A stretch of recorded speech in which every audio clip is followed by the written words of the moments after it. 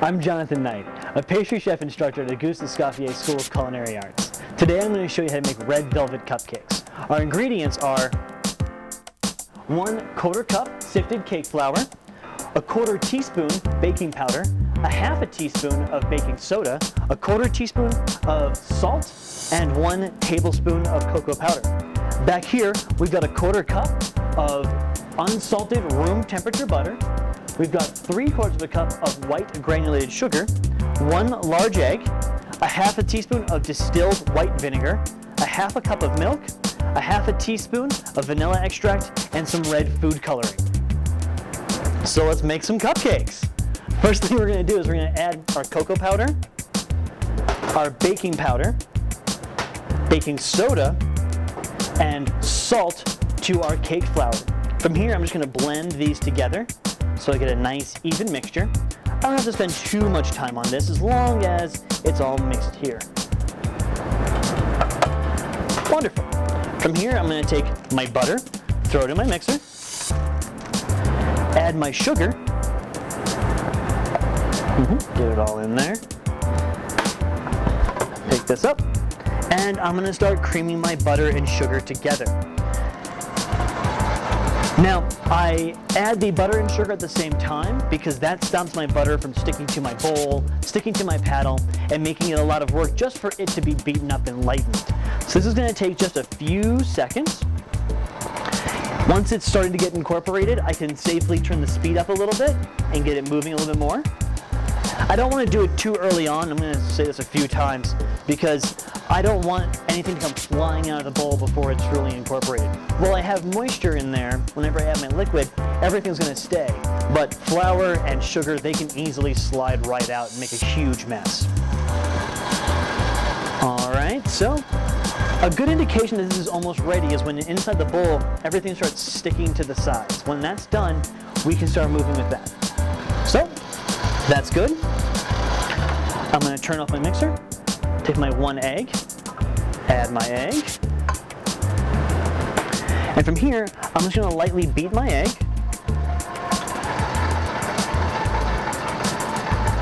And once it's broken up a little bit, I can then scrape down the sides.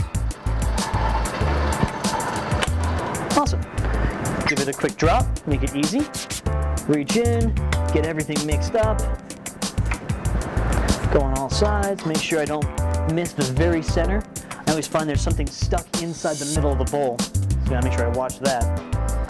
Pick it up, get it moving again, get the speed going a little bit, you can pick it up. And at this point, it is safe to add my vanilla extract. So I'm just gonna pour that in slowly.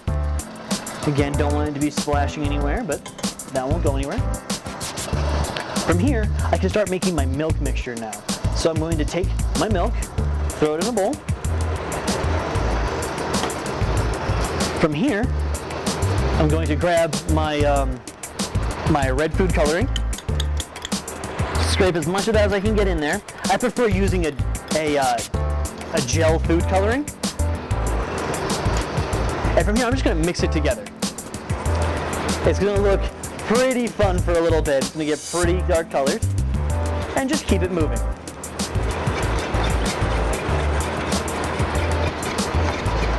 All right, almost there. When I get close to the end, I'm going to add my vinegar to it. It's looking good in the bowl. All right, so I have a nice deep red color coming out of that. So, in here, everything is mixed together, so I'm going to turn it off, and I'm going to start adding my dry ingredients and my wet ingredients alternating, starting and ending with my dry. So for here, I'm going to add 1/3 of my dry mixture, and then again, slowly turn it on so nothing comes flying out of the bowl at me. This one may take a little while because I got some depth in there. But as it's finally absorbing all the moisture, it gets a little safer, and I can give it a little more speed. And since I'm just in the beginning of mixing this, I don't have to wait till it's fully incorporated every time. Once it starts getting about halfway to 3/4 done of being all the flour incorporated into the egg butter mixture, I can then add part of my food coloring. Again, don't have to turn it off for this. Just gonna go slow and add half of my liquid. Wonderful. And now we're seeing why it's red velvet cake. That's really coming out of this guy. Okay. At a certain point, I'm gonna pull it down again. I'm gonna give it a good scrape, make sure everything's being incorporated. Really beat down the sides. Get it all off the my paddle attachment here. Scrape off my paddle. And I'm gonna add another third of my flour. Trying to get too much on there. Pick it up, and again, slow start, slow start.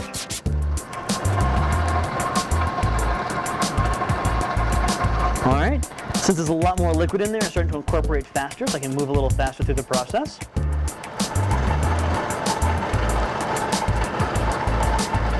Wonderful, get up a little bit. And now I'm gonna add the rest of my liquid. Anything left over, just grab your spatula and throw that in. Wonderful. And then last time with the flour, I'm just gonna throw all of it in there. And clean off my paddle. And give it a slow start one more time. And then hold this together. So while this finishes up, I'm gonna clear out everything I have here and get my cupcake pan ready. Let me get these big heavy guys here. I line them with parchment, and I always start in the center of my pan. The reason being is, I always find that in every oven I work in, the outside always has hot spots and they burn really easily. So if I'm going to start with the cupcakes and I don't fill the whole pan, I'm gonna start in the middle to avoid those. So from here, I'm gonna take down this. To scoop, I'm gonna use a disher as an ice cream scoop. Again, because it has the little handle, so it's easily to get out.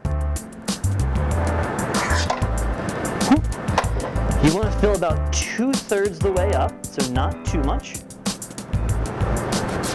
This is a common mistake. A lot of people fill all the way up. And when you do that, it's gonna bubble over, and you get that little crown on the outside that gets really hard. We wanna avoid that. So we're gonna put about 2/3, and it should rise to just over the top of the cupcake cups that we have in there. So, take our time. All right, last one coming out. Let's put the last little bit in there. Now, I have some bumps in here, so what I'm gonna do is I'm gonna grab my pan and just give it a good little whack here. And that should even out anything that's uneven or any air bubbles inside. It should take care of those. I'm gonna pop this into a 350-degree oven for about 20 minutes. So I've gotten these out of the oven for about 20 minutes, and you can see that they've puffed rather nicely, but they didn't overflow out of the cup, and we've got some nice color going. So we can let these cool and top with whatever icing that we like. I'm Jonathan Knight. Thank you for joining me.